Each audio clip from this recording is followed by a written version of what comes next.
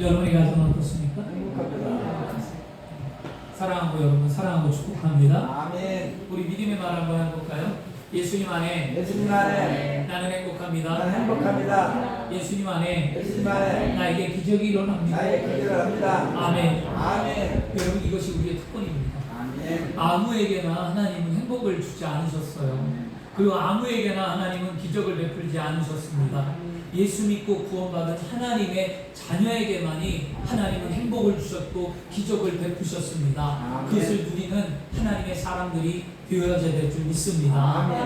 할렐루야. 믿음이 없이는 하나님을 기쁘시게 못하는 이 하나님께 나아가는 자는 반드시 그가 살아계신 것과 그를 찾는 자들에게 상 주심을 믿어야 할지니라. 아멘. 히브리서 10장 6절이었잖아요. 오늘 여러분의 믿음으로 이 자리에 나왔어요. 하나님이 살아계시다는 것을 믿기에 나왔습니다. 우리 하나님은 죽은 자의 하나님이 아니요 산 자의 하나님이 계신 줄 믿습니다. 그 살아계신 하나님이 오늘 저와 여러분을 이 자리에 불러주신 거예요. 아멘. 내가 나온 게 아니에요. 절대.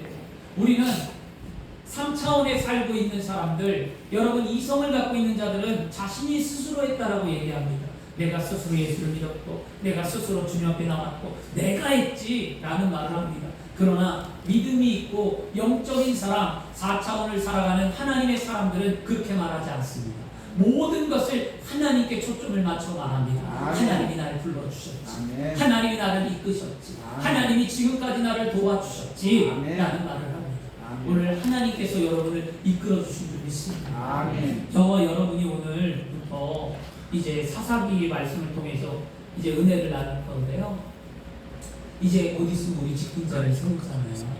그래서 직분자 교육도 하는데 제 마음에 우리가 정말 주님의 일꾼이 되고 정말 세상을 이끄는 리더가 되기 위한 것을 말씀을 같이 좀 나누어야 되겠다라는 생각에 여러분 사사기를 선택을 했습니다. 사사기를 우리가 함께 공부하고 말씀을 나누면서 주님의 일꾼 그리고 세상을 이끄는 리더가 어떤 삶을 살아가는지를 믿음을 통해 말씀을 통해 배우시고 그대로 실천하는 하나님의 사람들이 되기를 축원합니다. 사사기는 구약의 7번째 책이었어요. 그리고 지도자, 재판관이라는 뜻을 갖고 있는 히브리어로 말을 하고 있습니다. 이스라엘 백성들이 지도자였던 첫 번째 지도자 모세였잖아요. 모세와 두 번째 지도자는 여호수아였습니다.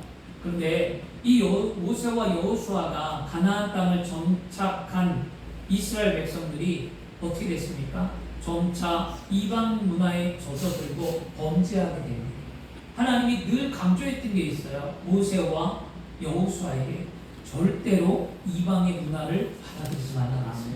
근데 그들이 이방의 문화를 받아들이고 그들과 화합합니다.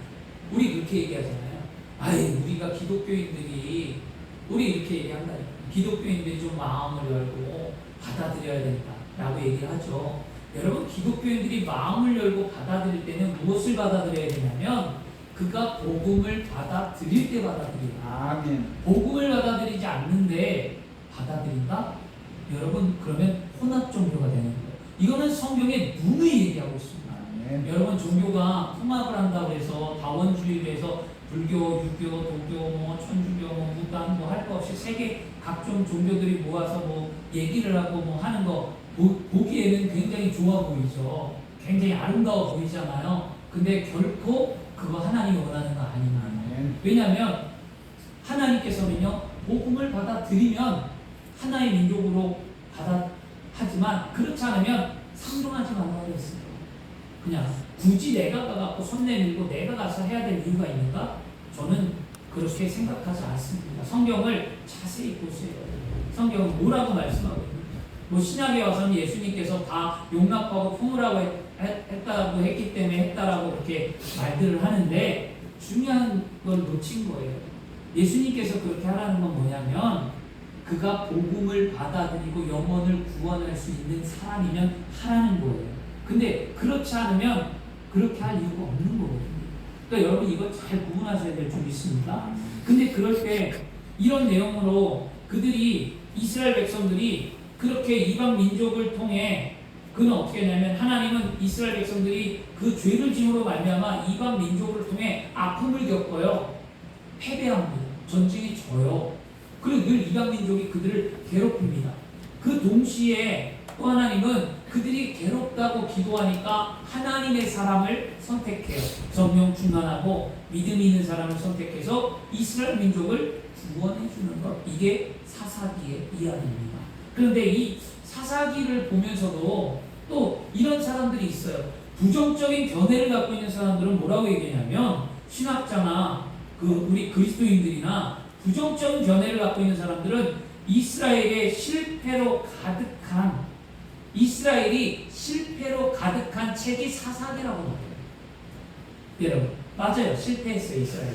왜냐? 하나님은 가나안 땅에 들어갈 때 7 족속을 다 진멸하고 다 쫓아내라고 했는데, 이스라엘이 7 족속을 가나안 땅에 들어가서 쫓아내지 못하고 실패했습니다. 그들이 실패한 것을 통해 그들이 삶의 평생 걸림돌이 되었어요. 그래서 그들이 실패한 책이라고 말합니다. 그런데 긍정적인 신학자들과 긍정적인 사람들은 이스라엘 백성이 하나님을 떠나 타락하고 죄를 지었음에도 불구하고 완전히 하나님은 버리지 아니하며 그들에게 은혜를 베풀어 주셔서 하나님이 그들을 구원에 이르게 했다라고 해서 하나님의 은총으로, 은혜로 가득한 책이다라고 말합니다. 여러분, 시선의 차이예요.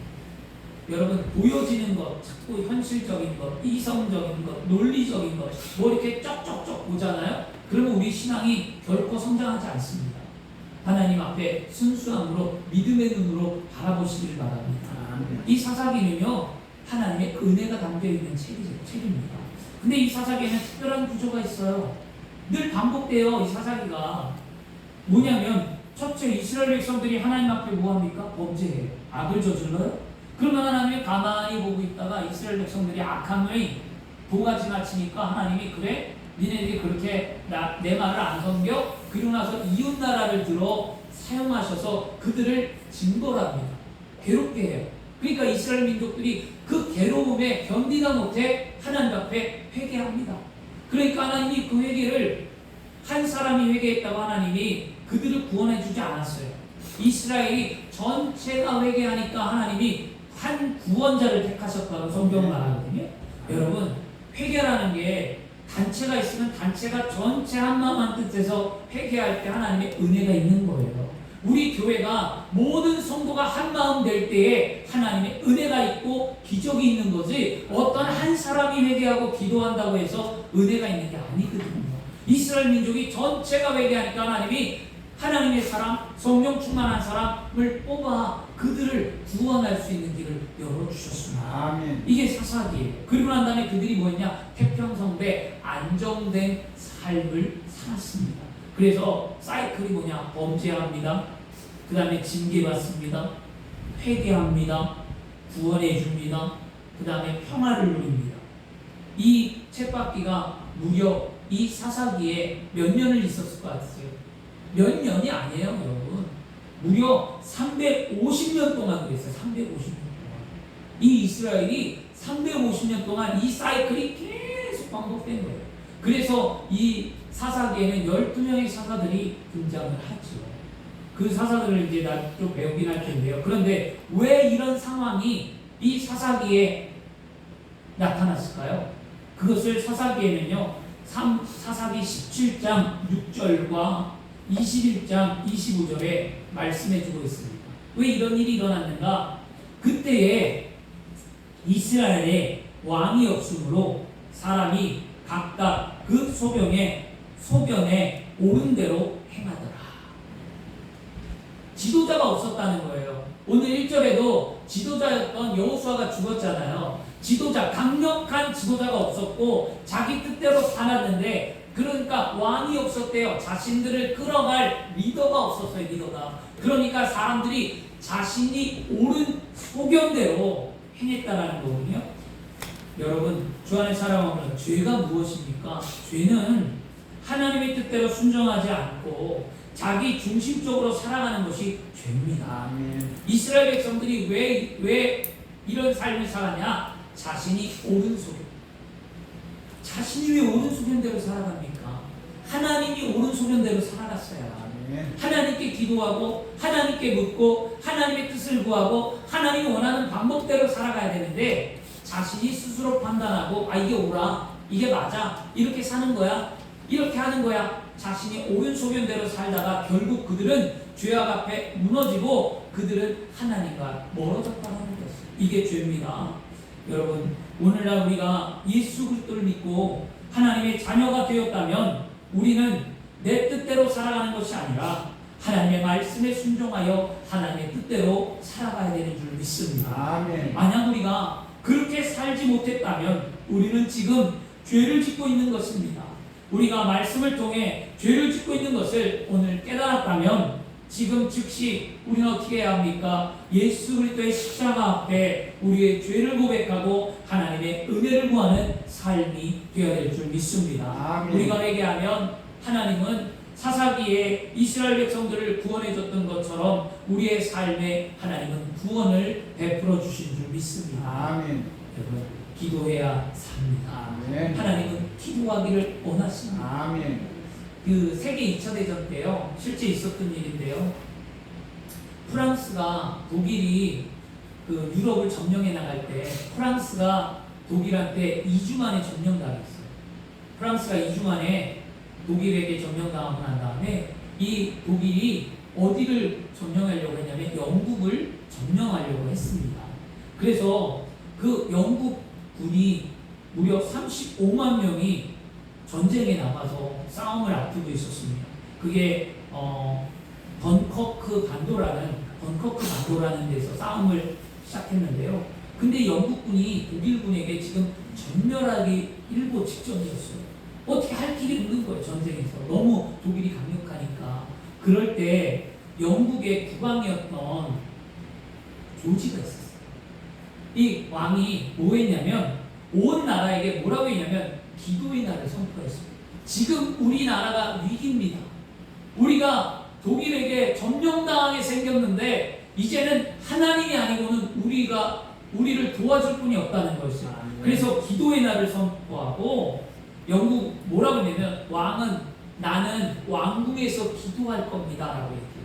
그리고 난 다음에 공무원은 직장에서, 노동자는 공장에서, 농부는 농장에서, 군인은 싸우면서 합심하여 기도합시다 라고 말을 했어요. 그러자 어떤 일이 일어나지 않습니까? 기적이 일어났어요. 아멘. 어떤 기적이냐면 이 덩커크 반도에 몰려있던 영국군들이 도우모 해협을 건너가야 되는데 그 해협을 왜 못 건너냐면 독일군이 집을 치고 있어서 못 건넜는데 영국군이 그 해협을 건너는데 그 반대편에 독일군이 있는 반대편에서는 어떤 일이 일어나냐면 폭우가 일어났어요. 아멘. 폭풍우가 불고 비바람이 불고 강풍이 불고 비가 쏟아지기 시작했어요. 그래서 비행기가 한 대도 뜨지 못했고 그 비로 인해서 탱크가 움직일 수가 없었어요. 그래서 영국이 이겼다는 거예요. 아멘. 이게 전쟁의 실화의 이야기였거든요. 그런데 이 이야기를 듣고 영국 왕이 전 국민을 다 모아놓고 하나님이 이렇게 하셨기에 우리는 감사함으로 예배해야 합니다 하고 그들이 모여 예배를 드린다는 것이죠.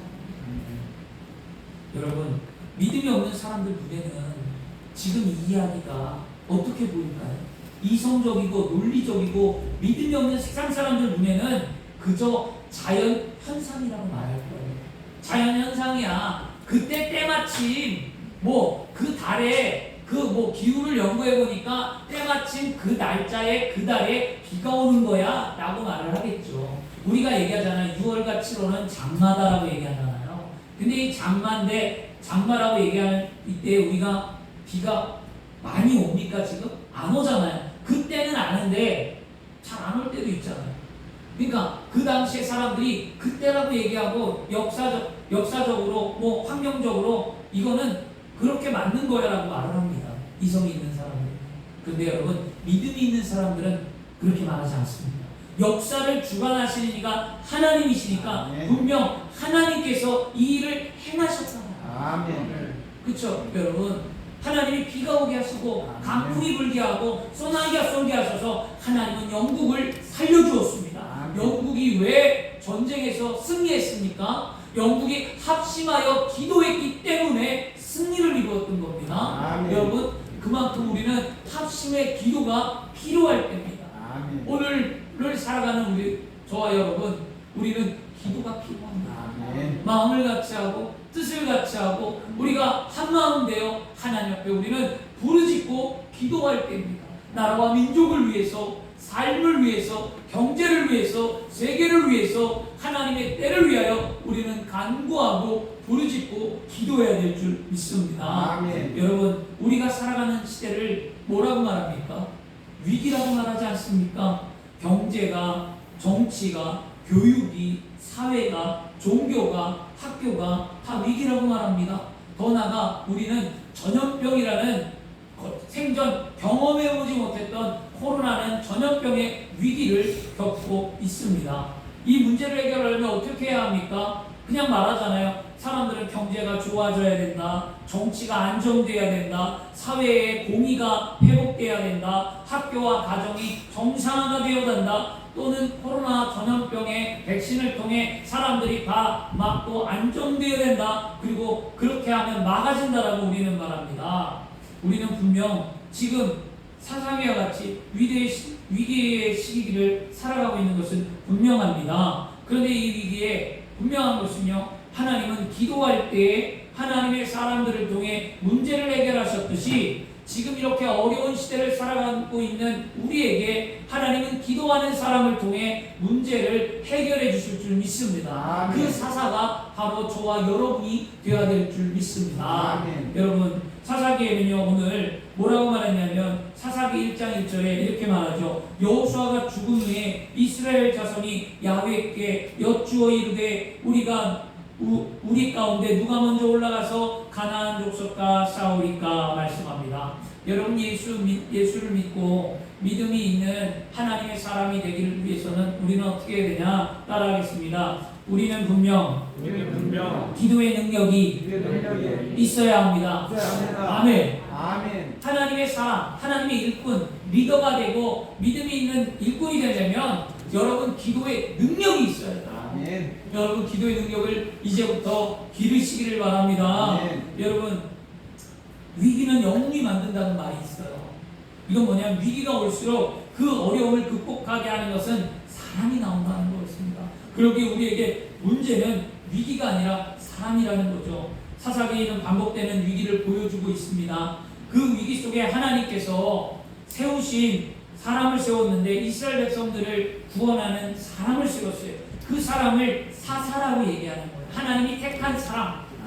저와 여러분이 이런 믿음의 사람이 되어서 하나님의 복음을 증거하고 이 땅에 교회를 세우고 이 땅에 가정을 회복하고 하나님의 나라를 이루는 삶이 되어야 될 줄 믿습니다. 현대판의 사사를 가리켜 이렇게 말하죠. 예수 안에 있는 믿음의 리더라고 얘기하는 거예요. 현대판 사사는요, 예수님 안에 있는 믿음의 리더, 이끄는 자, 저와 여러분이 그런 믿음의 리더가 되고 일꾼이 되어야 될 줄 믿습니다. 그렇다면 우리가 어떻게 예수님 안에 믿음의 리더가 될 수 있는가? 무엇보다도 예수님 안에 있는 믿음의 리더가 되게 해달라고 부지런히 기도해야 될 줄 믿습니다. 사사기에 오늘 분명히 말하죠. 여호수아가 죽은 후에라고 시작을 하잖아요. 여호수아가 죽었어요. 이 말은 이스라엘에게 지금 뭐가 닥쳤다고요? 위기가 닥쳤다는 거예요. 여호수아가 죽었어요. 여호수아가 누굽니까? 강력한 지도자였어요. 여호수아는 무려 110년을 살았습니다. 그리고 여호수아는 모세의 후계자로서 능력 있는 삶을 살았습니다. 특별히 여호수아는 이스라엘의 지파가 가나안 땅을 분배할 수 있도록 역할을 담당했습니다. 그리고 자신의 직무를 성공적으로 마친 후에 여호수아는 백성들에게 마지막 권면을 하고 죽었어요. 그런데 여러분, 여호수아가 이스라엘을 통하여 하나님의 가나안 땅을 들어갔을 때 이스라엘이 가나안 땅을 다 점령했는가? 점령하지 않았어요. 그냥 여호수아는 가나안 땅에 들어가서 땅만 분배하고 완전히 점령하지 못했습니다. 그러면 사사기가 무엇인가? 여호수아에게 하나님이 약속한 가나안 땅을, 분배받은 땅을 점령해 나가는 것, 싸워 나가는 것이 바로 사사기였습니다. 그런데 그들이 이 사사시대에 완전히 점령하지 못했다라는 거예요. 이게 지금 사사기의 큰 틀입니다. 여호수아가 죽고 나자 여호수아의 뒤를 이을 적당한 후계자가 없다는 것이 그들의 위기였고요.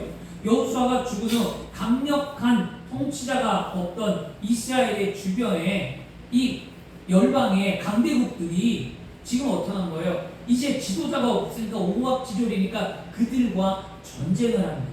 그래서 가나안의 원주민들과 끊임없이 전쟁과 괴롭힘으로 이스라엘 민족이 힘들게 되는 게 사사기의 시작이었어요. 이스라엘이 이렇게 위태로울 때 지금 뭐 한 걸까요? 야훼께 여호수아가 죽은 후에 야훼께 뭐 했다는 거죠? 기도했다잖아요. 이스라엘 자손이 야훼께 여쭈어 이르되 지금 뭐 한 거예요? 여호수아가 죽었어요.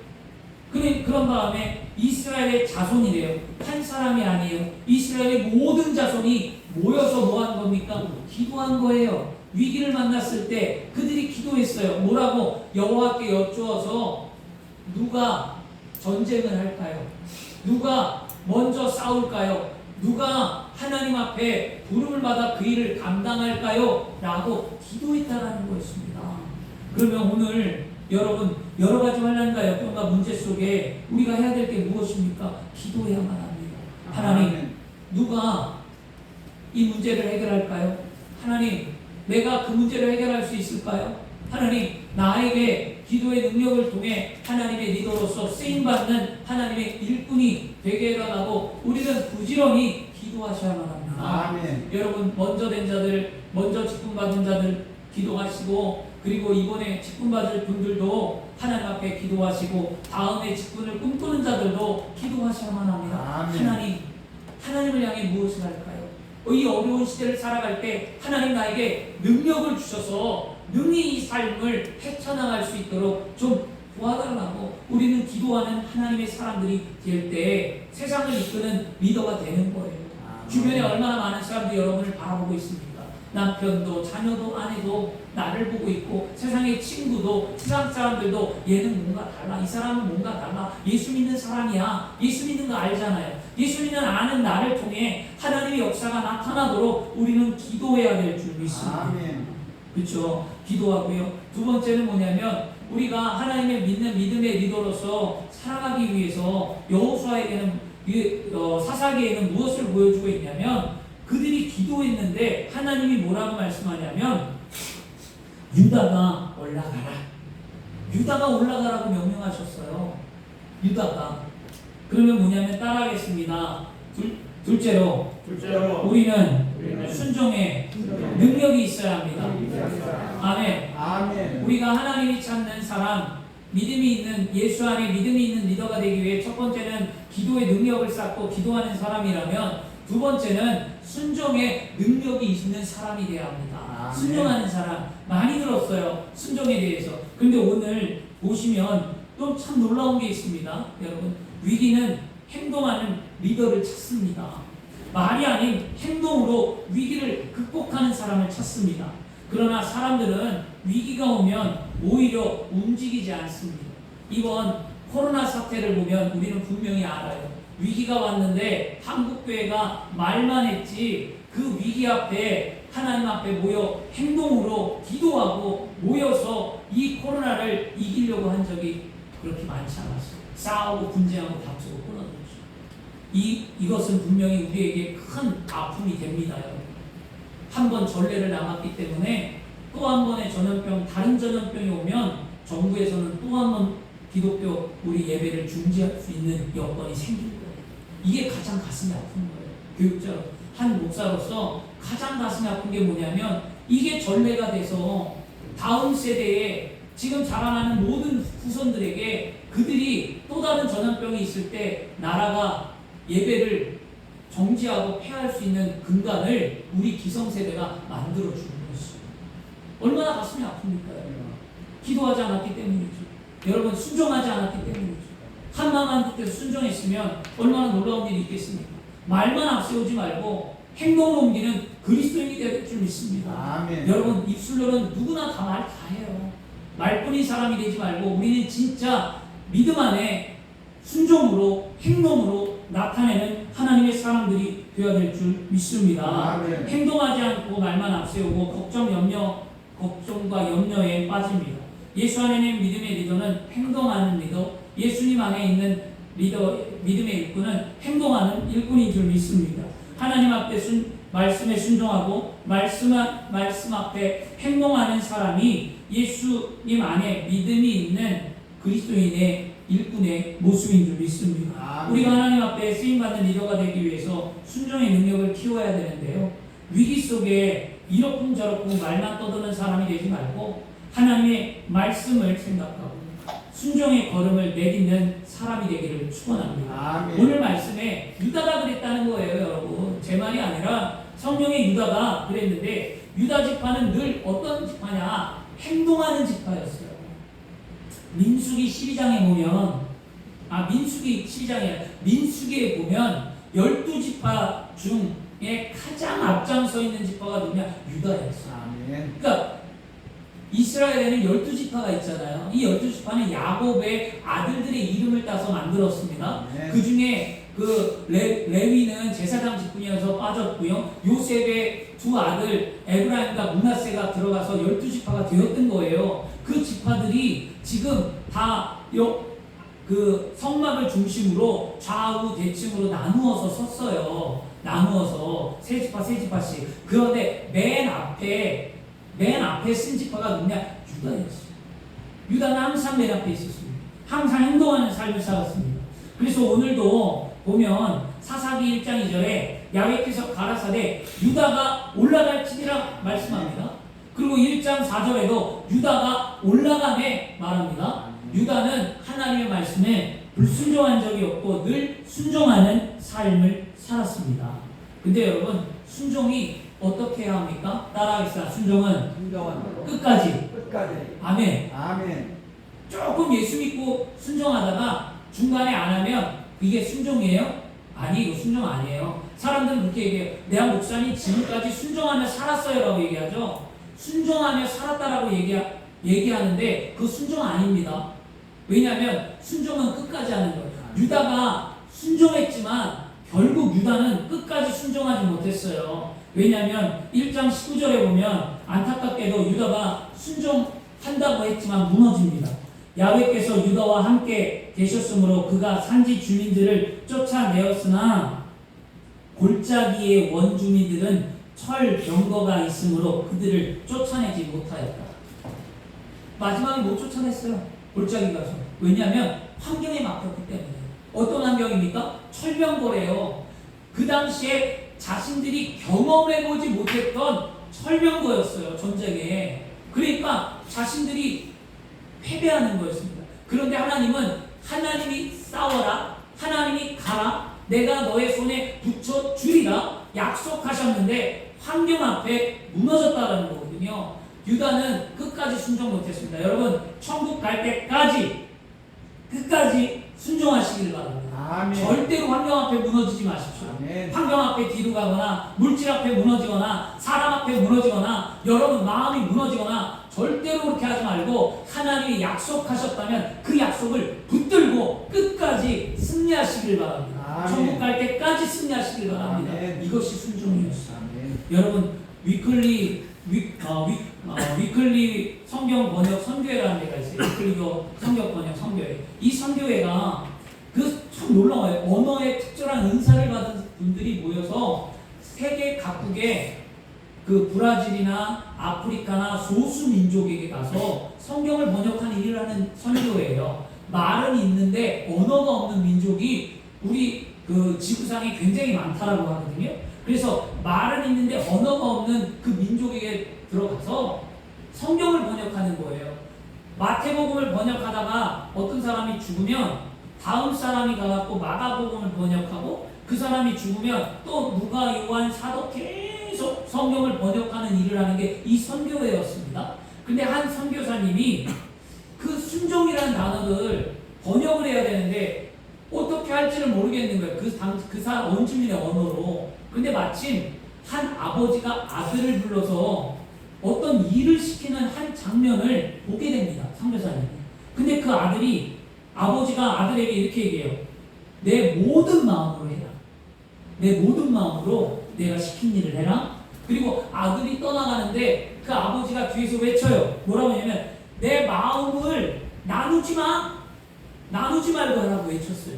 이 말을 딱 듣는 순간 선교사님이 순종을 이렇게 번역했어요. 마음을 나누지 않고 모든 마음으로 따라가는 것.